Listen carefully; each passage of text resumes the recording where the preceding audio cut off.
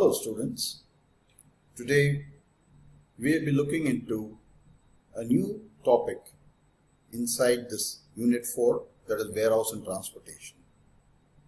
As we all know, the digital world has taken over mankind and all the economies in the world, so much so that every industry today has been digitized in one or the other way.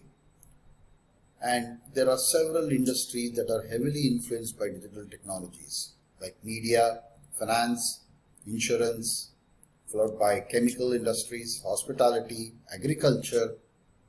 Likewise, wholesale trade, warehouse, transportation are also not left out. These are also our topic of interest because we are looking at logistics, and in this area, we are going to bring about this new topic today, which is known as e-logistics.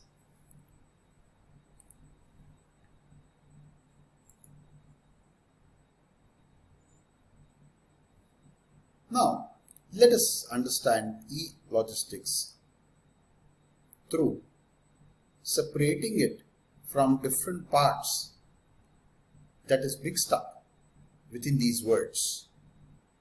So, let us first understand what is logistics. Then we will come down to understand what is e-logistics.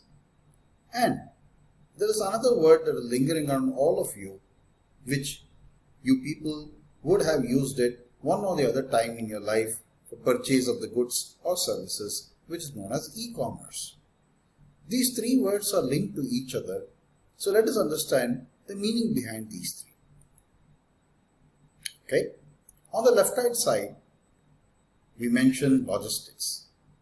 By now, all of you would have been exposed sufficient number of times to this definition, and you will have definitely a fair idea about what this word means. However, looking at the applicability of this word in the context, let us go through it again. Logistics is nothing but a part of a supply chain. We call supply chain management. It's a process that involves planning, implementation, controlling the efficient and effective flow, followed by storage of goods and or services. Definitely we know that services cannot be stored, they are intangibles. So here we are looking at effective flow of services. And there is also something else flowing along with it, that is the information. Information can be from the point of origin to the point of consumption, that is towards the customer, or from the consumption point to the point of origin. And logistics is defined in terms of flow of goods and services followed by flow of information, all with a single aim to meet customers' requirement and provide customer satisfaction. Now, since we all knew logistics, we will not waste much of the time there. We will now come down to what is this E word attached to the logistics. Here, instead of e-logistics, the complete right word is e-commerce logistics. Look at this word on the top. So, let us understand what is e-logistics. E, we all know, stands for electronics.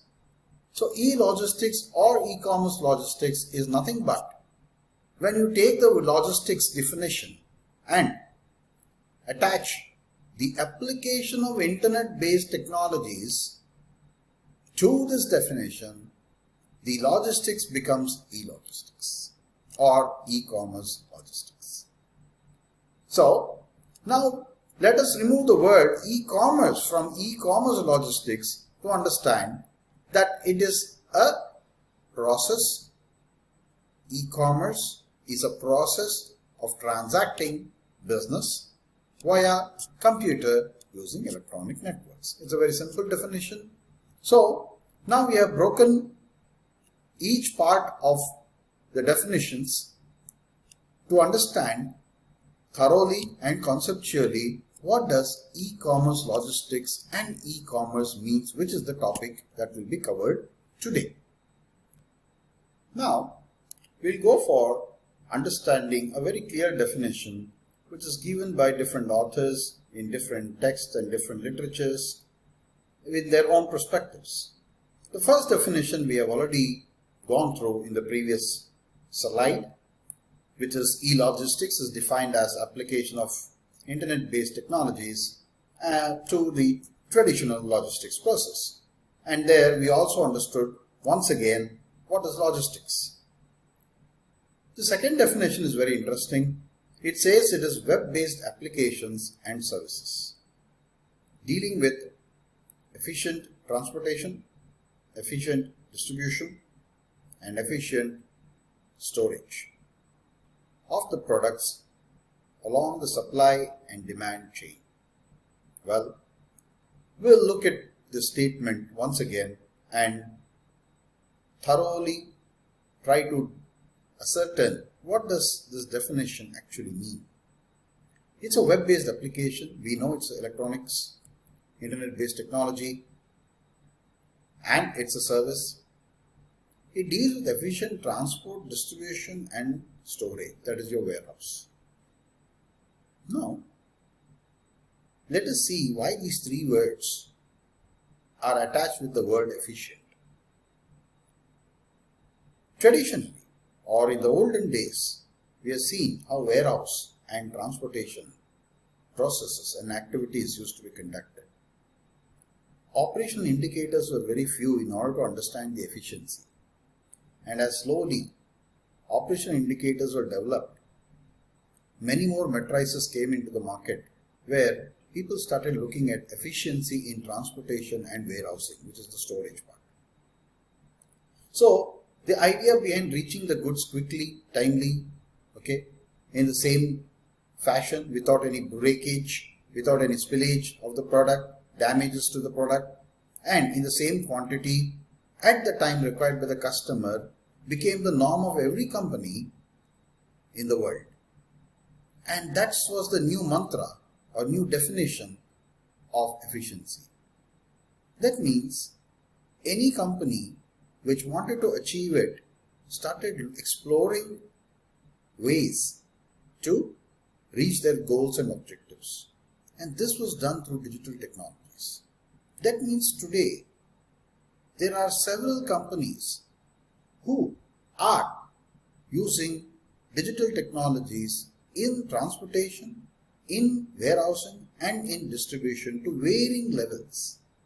So, should all the company be known as e-logistics or e-logistics enabled companies? Well, yes, the answer is because e-logistics is not something which says that right from top to bottom everything to be digitized. Only then you are named as e-logistics. E-logistics is an evolutionary process of any company where they try to slowly amalgamate, bring together all the activities and processes under one roof and give a digital overtone to it. And that's how they become finally known as e-enabled or technology-enabled or e-logistics. I hope that is clear. And that's why lastly we attach the name along the supply and the demand chain.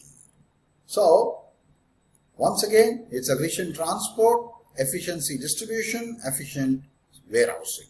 Both are made efficient through web-based applications and services from end to end. That's why we wind up the definition using supply and demand chain. So, we'll go to the last definition, which is a very simple one line, very holistic in nature. It's IGI Global that has defined it. And each country has defined e-logistics in its own way. I'll provide you a link. We can see the different definition in Europe and in other countries, how they have defined it. E-logistics here is a collection of new practices, logistics practices for the internet. And that says about everything.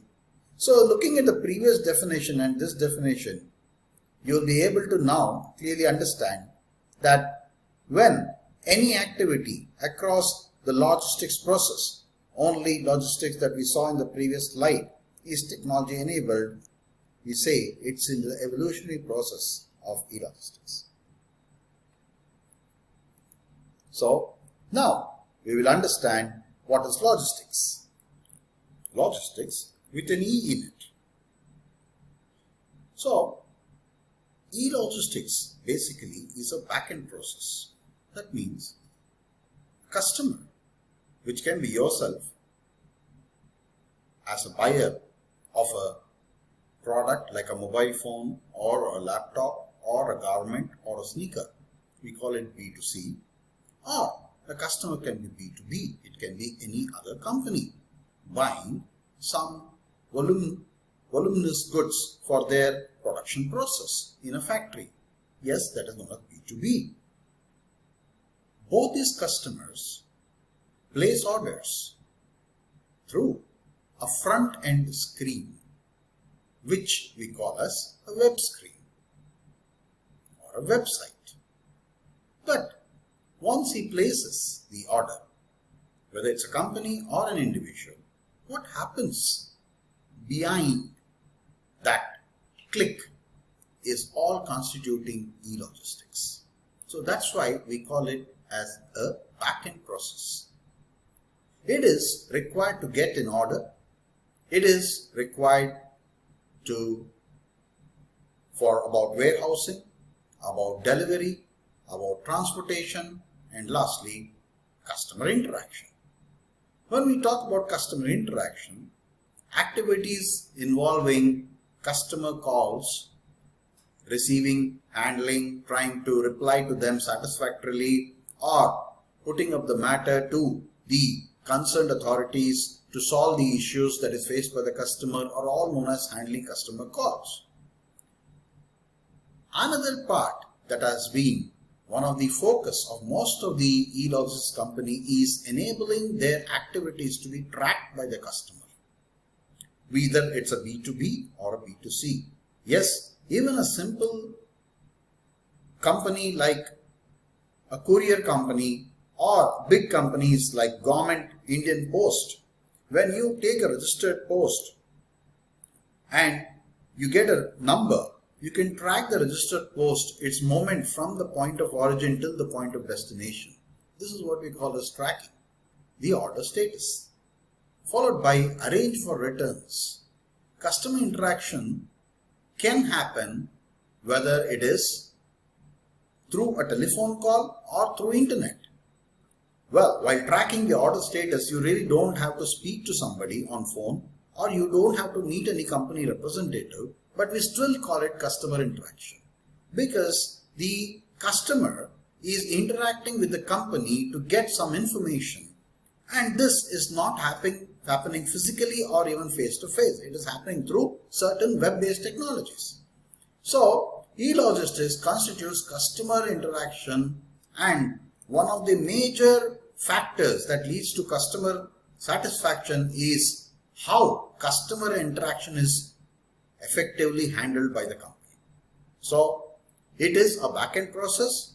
Once again, it is required to get an order. It is involving warehousing, delivery and transportation, followed by customer interaction. So next part is, well, all these activities become so voluminous and very intricate, and there's a lot of ambiguities and uncertainties here and how best and efficiently to manage. It is often handled by different set of companies. Warehousing is handled by a different set of company, transportation is handled by a different set of company, and customer interaction can be also outsourced. Yes, you may have got calls after you purchase the product about the quality. Well, is this always the company that is calling you? Think about it. It may be handed down to a company which is not has got any link with the manufacturer. So that's why we say it is handled by different vendors.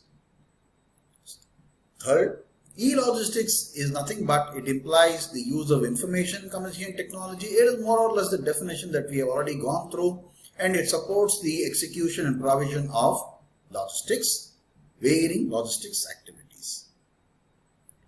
Now, let us see the different words being used to relate to this single word. That means anywhere in any magazine or newspaper or literature or even a foreign magazine, each country, each different businesses uses this name differently. That's why we have to know that each one is not different, and let's not waste time looking into content with each of the new word that we face. No, it is all same. It is electronic logistics, is e-logistics, internet enabled logistics, e-business logistics. They are all been used interchangeably.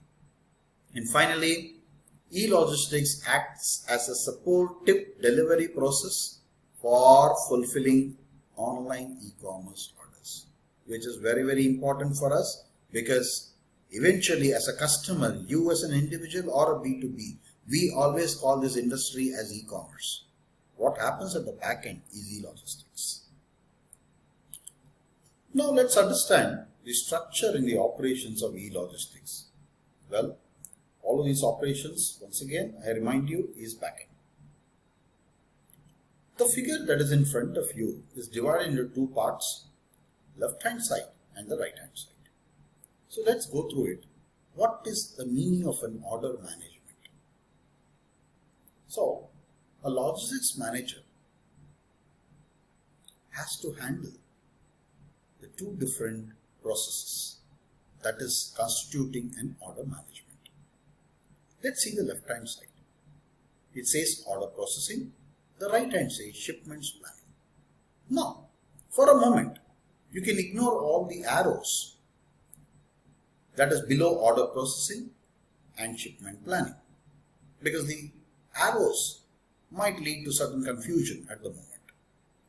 But as we keep understanding each and every part of this model, we will then attach the arrows back and see what is the meaning behind these arrows. Let's take the order processing part that is on the left hand side. It constitutes small boxes of activities. Almost 6 of them are there. These boxes, square boxes, and below is a rectangular box. Let's look at the square boxes. Order processing includes order entry. Once we receive the order, the entry has to be made in the system. It constitutes inventory movement, that is moving the inventory from one place to the other, whichever place to whichever other place is not mentioned, but it is just mentioned as movement. It involves procurement from a vendor, that is from an outsider. You can call him supplier.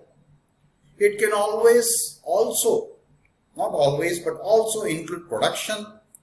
Again, it's put in a bracket as vendor, that is an outsider, not from the company.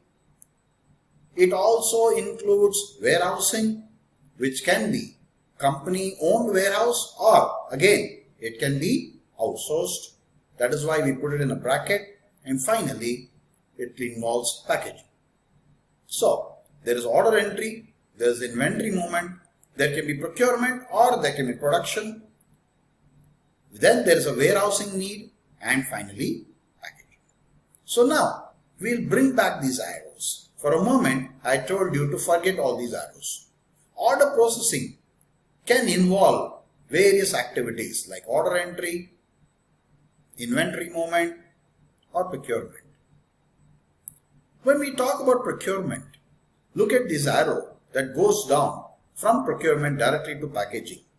What is the meaning of that? That means here the company has purchased a finished goods once it received an order. You can understand it more better when we talk about various models in e-commerce.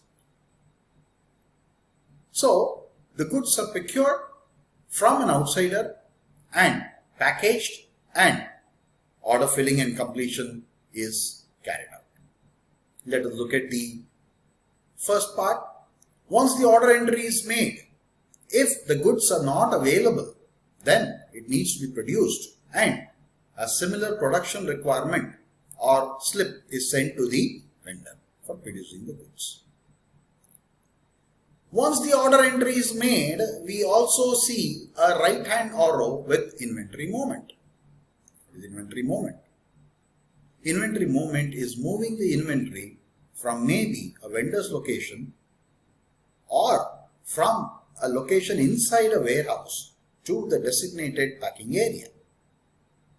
So, this involves where the goods has to be stored, that is in your warehouse. Warehouse again, movement depends on the warehouse. If it is owned by the company, it is inside the company premises, or it is at the outskirts of the city, far away from the factory, but it's still owned by the company, or it is owned by an independent entity where the company, if it is placing an order for production through a vendor, then the vendor will produce the goods and send it to this independent warehouse or the company's warehouse. And finally, it leads to packaging. It's a complex web of arrows that gives you information each time you look at the connectivity of these arrows. That means these arrows signify how complex the order processing stage is and how comprehensive is this picture that is in front of you, which encompasses various situations and different contexts in which order filling and completion takes place. Now, once the order filling and completion has happened, now we look at the right hand side, which is your shipment planning. Now, shipment planning is all about looking at the transportation part. That's why we don't have the word transportation at all mentioned on the left hand side. So, transportation once again can be company owned, or this picture considers that most of the transportation done by the companies is through a 3PL, that is third party logistics provider. So, it can be a courier company based on the quantity, the size of the product and the value of the product, the sensitivity or the fragility of the product. You can use a courier or you can use a logistics company and use any mode of transportation. We have covered all the different modes of transportation to send the goods. So this service provider, whether it's a courier company or the third party logistics company, have to now look at and plan with the e-logistics manager of the company about the mode, that is the type of transportation, along the route selection, when the goods has to be delivered in what quantity to which customer and where is the location. And third, if at all, documentation part. When I use the word if at all, please understand documentation is very essential in every delivery process. But some documents are very important when we go for shipments which include exports and imports. So dispatching documents becomes very crucial. Otherwise, without the documentation, the customer cannot even release the goods. It is not like your e-commerce product that you buy like a laptop, where the laptop comes directly to your home. You have to just sign a piece of paper and collect it. And what it gives you is a bill. That's the most he can provide you. And finally, this is delivered to the customer. So there are two parts here in order management. One is order processing, other is shipment plan. Now, let us elaborate the picture that we saw in the previous slide. So we continue with the same topic here with title E-Logistics Structure and Operations. So, a proper structure and operation, which together we call it as an infrastructure for online delivery of goods, is very, very essential so that customers are satisfied with timely receipt of the goods in the quantity and the quality as they had specified at the time of placing the order.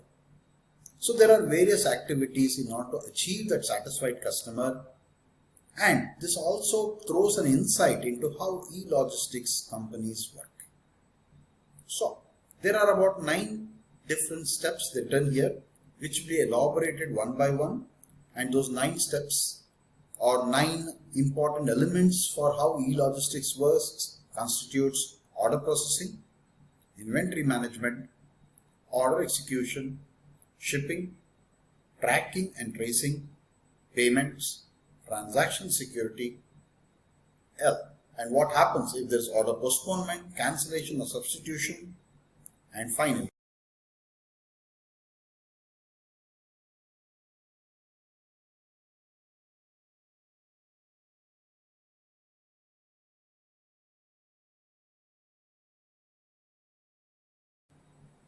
So let's start with the order processing system. The order processing system is like a backbone of the entire logistics structure and operations. It plays a very critical role because the system is nothing but the standards set up by the company to cater to customer needs, his requirements and dissatisfaction. So, the order processing system basically commences from the time the customer sits in front of the web page and browses through for selecting his preferred item. After he selects the item, the order processing system provides him a facility to check the details of the product. Sometimes it comes along with it. With this, the price and other details that he may be even looking for. Along with is also given the total amount. And this total amount is what is very crucial because the amount should also include the place where he wants the product to be delivered, and delivery or transportation charges should also be factored.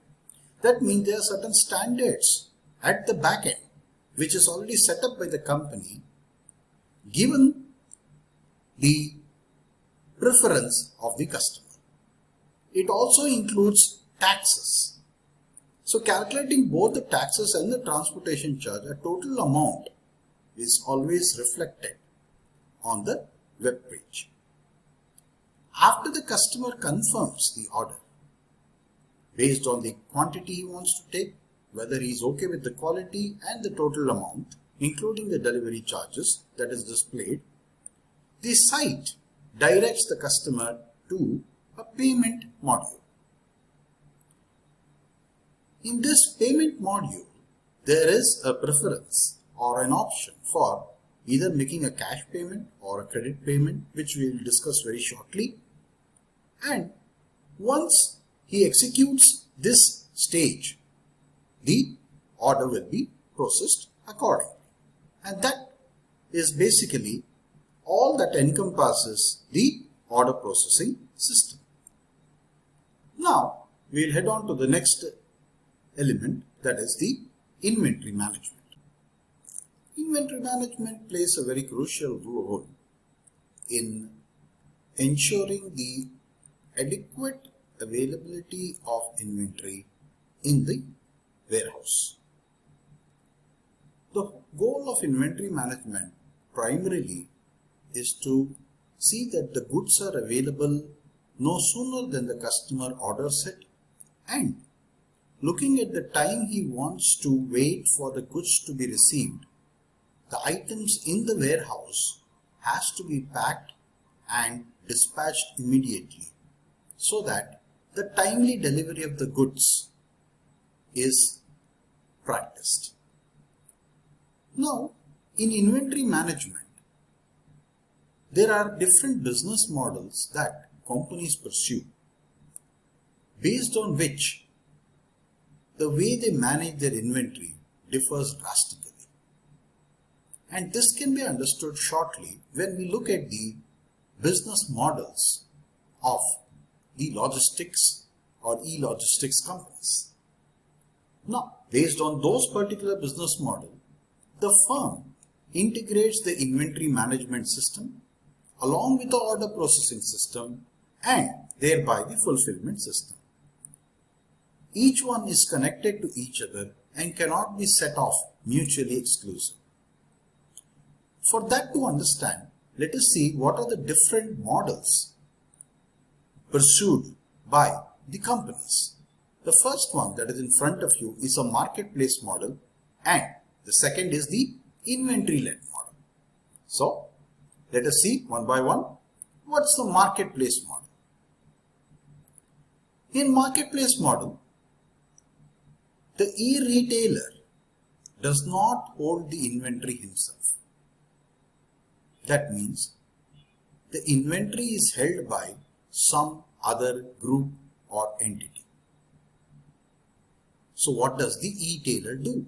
E-tailer only provides the interface or all the facility that we spoke in the web facilities provided in the order processing system, where the customer can come and select the product and the given alternatives along with the different prices.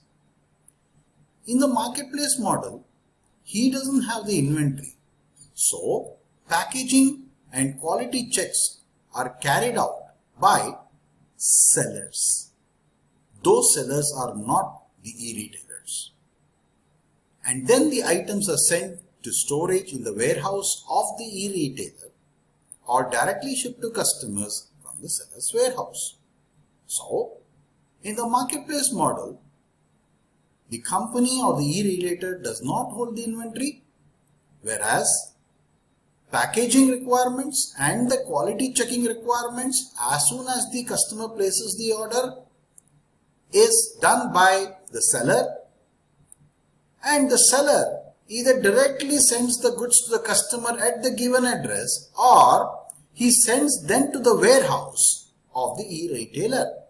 And at the warehouse of the e-retailer, which we also call it as, if you recall, distribution centers, it gets directly shipped to the customers immediately. However, the share of the marketplace model where an e-retailer does not hold the inventory is declining, because when the seller directly sends the goods to the customer, he will always claim that he has done adequate quality checks. But companies have realized that there is a lot of issues raised by the customers when they receive the goods through this model in terms of product quality, higher returns, pilferages, and even wrong products being sent to customers. And for this reason, many e-retailers want to avoid, because eventually it is the e-retailer's name that is in front of the customer, and the customer doesn't care about the name of the seller or the seller company who has sent him the product directly. So, the another model is inventory-led model. In an inventory-led model, inventory is purchased. That means the goods are in possession and ownership of the e-retailer, and it is stored in the warehouse. This model ensures that e-retailer has absolute control on all the processes from the inventory management till the order fulfillment. That means till the goods reaches the customer, in the quality and the quantity and within the time required. But this model requires high investments, and there are always inventory risks associated with this. So this completes the order processing system and the inventory management. Now we'll go to the third element, that is order execution. The order execution consists of certain steps. Once the order is confirmed and payment based on the payment terms made by the company, whether it's a B2B or a B2C, the order instruction is sent to the inventory division. The inventory management system, based on that, the inventory division checks the availability of the items, the quality, the quantity, and the product code.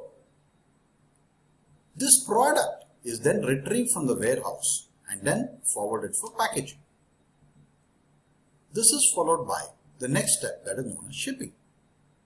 In shipping, the activity that is involved are organizing transportation and seeing that the mode of transportation in no way delays the delivery of the goods. Many companies, many e-retailers have been employing third-party logistics company or courier company. So, can we safely say that the transportation activity is outsourced? Of course. The choice of this carrier depends upon speed of delivery, the time, the distance, and as when does the customer really need that product? How quickly? The fifth element now comes in the system is tracking and tracing. Every shipment that leaves the warehouse has got a unique identification number. For example, when you buy something from Amazon, you get the receipt which is pasted on the box. You can look at the identification number.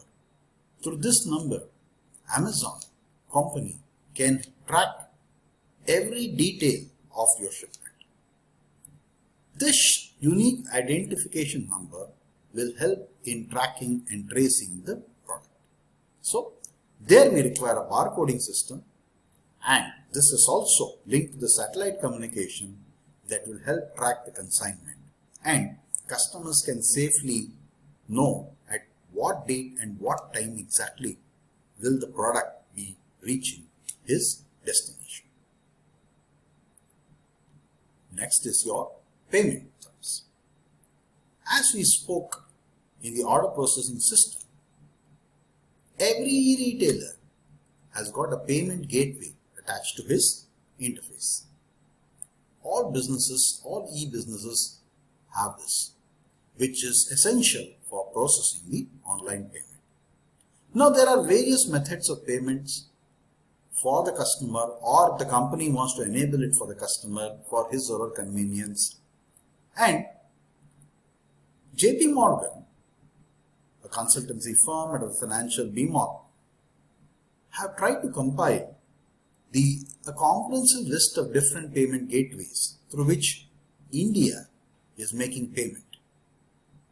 So we have listed here the bank transfer, cards, others payment terms, digital wallet, and cash.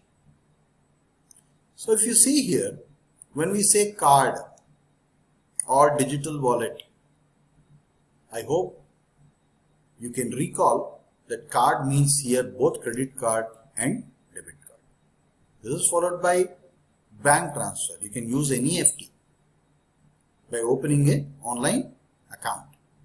This is followed by digital wallet, that is through UPI. You can use Paytm, you can use Google Pay, or cash on delivery. That is the last part, that is cash. So if you see here, India predominantly, there is an increase in the use of card and digital wallet in payment. The seventh part is your transaction security. As a customer, definitely you don't want your information and your details, maybe of a bank account or your telephone number or your email ID, to go to some irrelevant unknown persons. For this reason, providing privacy in transactions to the buyers and sellers are one of the most important elements of the structures and operation. The features embedded in the system are such that those stakeholders can be safe, because there's no way of any online theft, there's no hacking, stealing customer information, and the system sees to it that such a thing is prevented. The eighth element is what happens if the customer chooses to cancel the order. Even that system has to be incorporated, in the sense, if the customer has to return the product due to many reasons. One is he found the quality not matching with what he saw on the web, or when he got the product, maybe directly shipped by the seller or through the e-retailer, he found that there are certain defects. Now, as soon as the customer finds there are defects, he may want to return the product, and the company should have system to take back the purchases. So return online purchases, shipping back, returned in the store or company, arrangement for the courier pickup are all the activities involved in this stage. And finally, reverse material flow. Procedures and standards should be developed such that the purchased goods by the customer is going in a reverse flow. That is, now it goes back from the customer to the place of origin. That may be a retailer for many reasons. That is product returns, repairs and maintenance. So point 8 and point 9 are quite similar, but however, we see here that in point 8, most of the time the retailer sends back the damaged product directly to the manufacturer and claims a rebate, which is then passed on to the customer. Well, the final part is reverse material flow. Reverse material flow is those activities that when purchased by the customer and used, he abandons it. It has to go and fall in the landfill, and this creates pollution. So a new domain of trying to understand how the product that is used and discarded by the customer can be put back into the economy for some active usage is the main aim of reverse material flow. However, there are certain bifurcation to this reverse material flow also, where purchased goods traveling from the consumer back to the retailer due to many different reasons, such as product returns, repairs and maintenance are also a part of this study. Based on our previous discussion, when we are studying the logistic structure and operation, we discussed that various companies has different business model and the firm integrates the order processing system as per the inventory models and fulfillment systems. So, we have already seen the different models which the companies pursue, and now we will look into the order fulfillment process and its importance. So let us first understand what is the meaning of an order fulfillment. Order fulfillment is a process, and every process has an activity.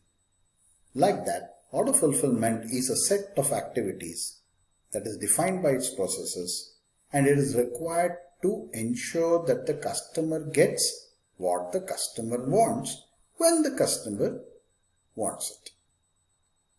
For this reason, the order fulfillment system involves an integration of people, processes, and technology to ensure customer satisfaction. Why it is so important? So let us see what every e-retailer strives for. Every e-retailer wants maximum number of customers to log on to their website and purchase products. That's how they can make good revenue and thereby good profits. And in order for having satisfied customers, they need to execute an order perfectly. So let us understand what is the meaning of a perfect order. A perfect order is the one that is delivered complete with all the items ordered in the quantity requested by the customer. It includes delivery on time as per the customer's request date. This is followed by delivered with complete and accurate documentation along with the packing slips, bill of lading if required, and invoices. And lastly, when it is delivered in a perfect condition with correct configuration of the product and with absolutely no damage, and if there is a need, it may also require installation, so it should be faultlessly installed. These four parameters define a perfect order. So now, let us look at the order fulfillment process. The order fulfillment process has 5 primary steps. First one is receiving inventory, followed by inventory storage. Third is the order processing. Fourth is shipping. And the fifth one is returns, if any, by the customer, returns processing. So, the first step, receiving inventory, includes inspecting the goods as soon as it reaches your distribution center or the warehouse for its quality. Quality inspection must be thoroughly carried out and checked wherever and however required. This is followed by recording, what we call as inventoried, recording the exact quantity received, and then placing those goods on the shelves, of course not for the display, but such that it can be easily retrieved. For that, you require barcoding, and essential barcoding is pasted on each of the product or the boxes or the kind of packaging in which the material arrives and placed in the shelf in the fulfillment center. Of course, here may I also reiterate, fulfillment center is another name for a warehouse. The stage number 2, we talk about inventory storage. Inventory storage is when the goods arrive at the warehouse or the fulfillment center or the distribution center, it needs to be inventoried.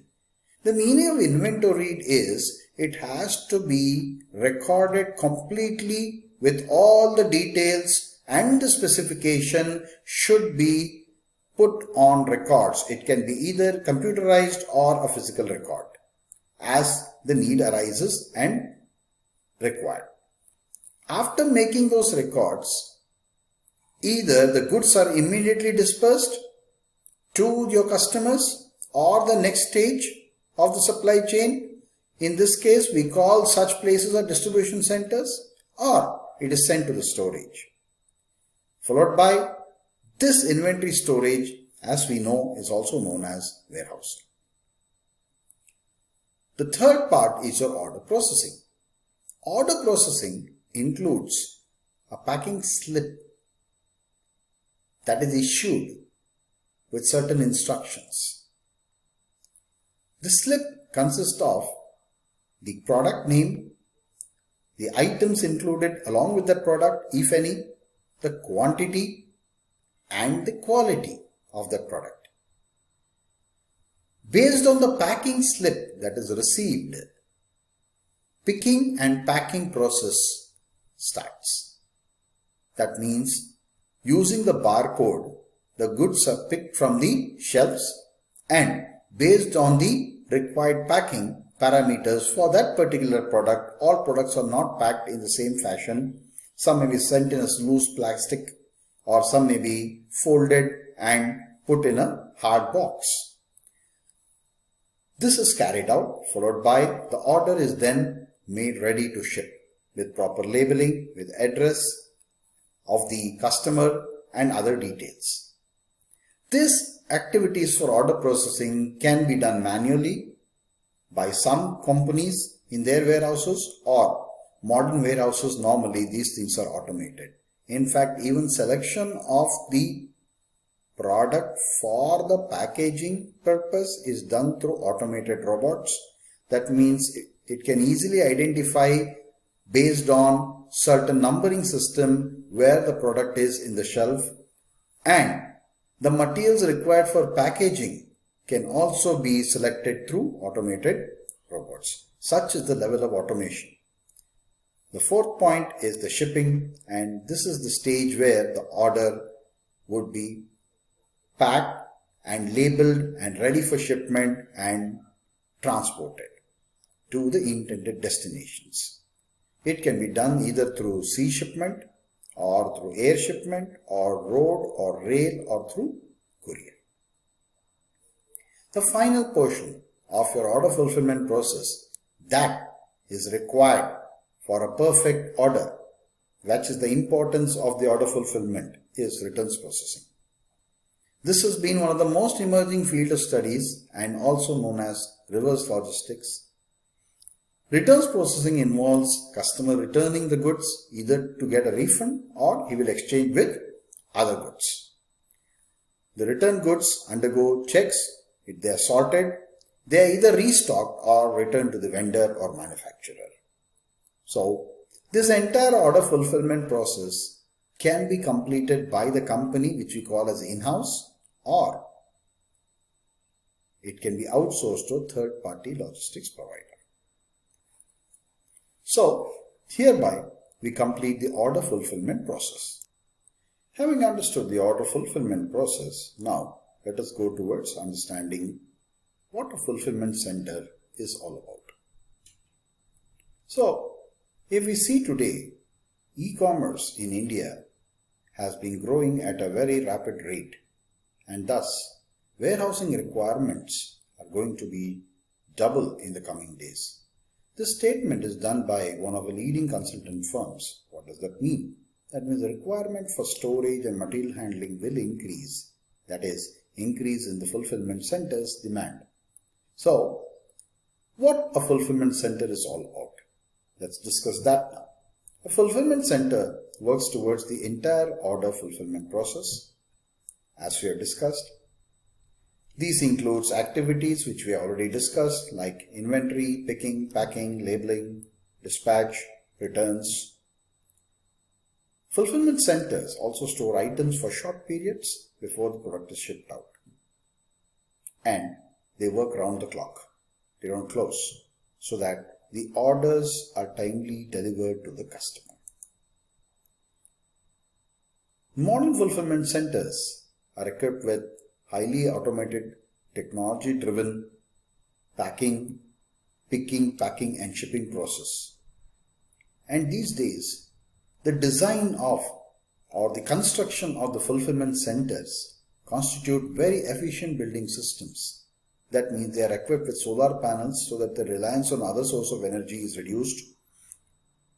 And these buildings are designed for net water and sewage treatment plant. Net water is all about how a company is able to balance the loss of water with water replacement through either protection or conservation or restoration or enhancement. Modern fulfillment centers are becoming a very inclusive place of work, and it is kept in a very hygiene conditions with state-of-the-art technology, and the place is a very nice location for educated class to pursue their careers in. With this increasing demand, companies must be able to quickly add space and staff for the warehousing requirement. So companies either manage fulfillment on their own or outsource the function to a third party. So now we will go through about the e-commerce business. As we have stated the definition previously, e-commerce is a process of transacting business via computer using an electronic network. Now, it is important to see e-commerce because this word is used in various journals, magazines and newspapers in very different paradigms. So collectively, if we see, e-commerce can be seen as a communication paradigm, it can be seen as a business process, or it can be seen from a service paradigm. So let us see what is the meaning of each of this. We all know what is an e-commerce, but what do you mean by e-commerce in a communication perspective? E-commerce business is all about delivery of information, products or services by electronic means. If you want to see e-commerce through a business process perspective, then e-commerce is the application of a technology towards automation for business transactions. Finally, if we want to see e-commerce from a service perspective, then it is the business that enables cost cutting at the same time increasing the speed and the quality of service delivery. It is true for both the suppliers as well as the customers. In India, e-commerce, as have informed before, is growing at a very rapid rate. And which are the major segments which is growing? If we look at here, a compilation from JP Morgan Global Insights report, it says that among all the e-commerce segment, the travel segment has the highest growth or percentage value of business transacted. This is followed by consumer electronics, that is almost comes to 16%. That means among all the goods, travel is preferred the most, followed by like for booking tickets, etc., followed by purchase of consumer electronics, and then apparels, followed by very few quantity, maybe going for grocery, other household goods, and health and beauty. And this is typically what's happening in India's e-commerce landscape. Now, we'll understand different types of e-commerce, and that is, we are separated into 6 different types. E-commerce business are generally categorized into B2B, B2C, C2C. That means it is a business to business. Business to business includes companies like IndiaMart or Exporters India. You can log on to their website, look at the products they have displayed. That is very easy for you to understand that what is the meaning of a B2B e-commerce segment. Amazon and Flipkart, which is a very familiar name to all of you, is into B2C segment. OLX, which is again a very familiar brand in India, is a consumer to consumer segment. Including the above 3, there are few more known as business to government, which you call as B2G. Most of you may not be familiar with these terminologies. We'll be discussing this one by one. The 5th one is government to business, and that is G2B, followed by government to citizen, that is G2C. So let us see what a B2B business is. A B2B e-commerce business involves the application of e-commerce in business transaction. It can always involve activities like material procurement, manufacturing, distribution, inventory, payment, etc. For example, if a company which is a manufacturer in China of a textile yarn is selling through Alibaba.com to a customer in India, we call such a transaction as B2B. There is next type of e-commerce, that is B2C. As we all know, this is the application of e-commerce where businesses sell the product directly to customer. That means you want to buy a Dell laptop from Flipkart. Here the customer can view and choose the product to order, and the organization directly dispatches the products to the customer. The next part is your C2C. Consumer to consumer is an e-commerce business where one consumer wants to sell his product, which he owns, it can be used product, to another customer by displaying it on a web portal. So, properties, maybe land, residential areas, cars, used motorcycles, used guitars, or even renting the room is all published on a website. And I guess you got it right, it is OLX. And people who want to buy the used property for economical reasons can always, or rather even students who want to buy for a short period of time a motorcycle can always go to these websites and purchase it at a much lower price. Next is the B2G, that is business to government. In a business to government e-business portal, the relationship between business and government agency is all about trading information and exchanging a vital information with the business organization. So there are websites which allow the business to pay taxes, and these businesses can avail other services, which is known as a B2G e-commerce business. G2B or government to business encompasses governments approach the business organization with the important information and services that they are providing, which businesses can avail. Normally, when the government wants to construct a high infrastructure or very expensive machinery, then they invite tenders. Inviting tenders or supporting an auction on a web-enabled portal is G2B e-commerce business. And lastly, we all know government reaches to us as individuals, which is known as G2C, which is government to citizen. This also has been termed as a separate domain known as e-governance, where G2C model website supports services like registration. I am sure you all know what is Aadhaar, birth certificate, marriage certificate, death certificates, and even electoral photo identity card, which we always casually call it as voter's ID. This is known as government to citizen services. And finally, we will do a recap for how the e-commerce works. As we have seen in the previous topics that we covered under e-logistics, e-commerce has certain steps that the web has to follow for it to perform an efficient and effective function. So let's see what happens first.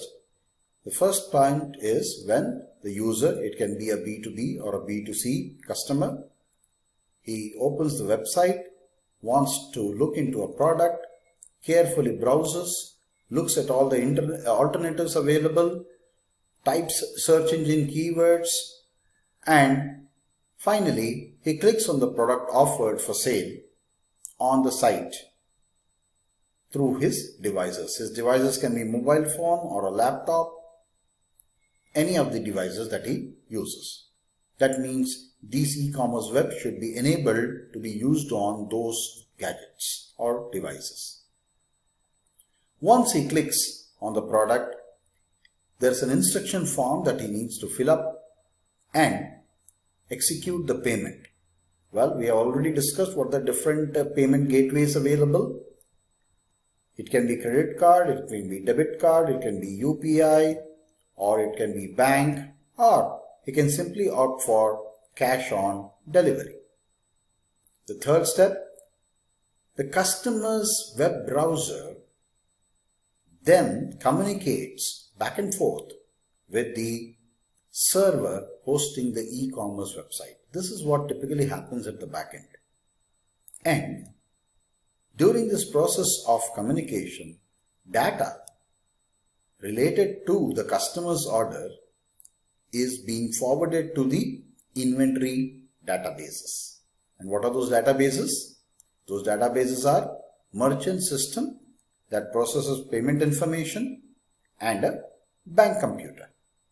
Well, this process actually ensures that the store inventory and the customer amount that is being paid by him are sufficient for the order to be processed. After this, the fifth step is once the store inventory and the customer payment both are cross-verified and found adequate, the order gets validated. That means if there is payment shortage or the customer has not made the payment, executed it, but the payment has not been processed, then he will immediately get a message stating the same.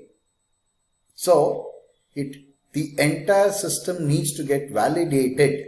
Only then the customer will be notified that the order has been successfully processed by the web server. I'm sure as an individual, whenever you have purchased, you will get the message either through email or on your mobile phone through SMS. So this happens typically only after the order is validated. And finally, this order details will be sent to the fulfillment centers with so many details, which we call as order details. That includes price, that includes quantity, any other product details with technical specification. Products may be very similar, but qualities may differ, and the date of delivery that needs to be dispatched to the customer. So we have already seen what happens at the fulfillment centers, what are fulfillment centers, and finally the order gets dispatched to the customer. So I'd like to wind up with reiterating the fact that regardless of the business model used by the e-retailers, third-party logistics for the physical movement of materials is always employed. It is very common that most of these e-retailers do not want to invest their sums into transportation. So this once again reflects the importance of transportation, the kind of investment and the risks involved here, and why transportation as a business domain has flourished in India so much. So with all this, we conclude the session about e-logistics, which is the Unit 4 part of warehouse and transportation. Thank you.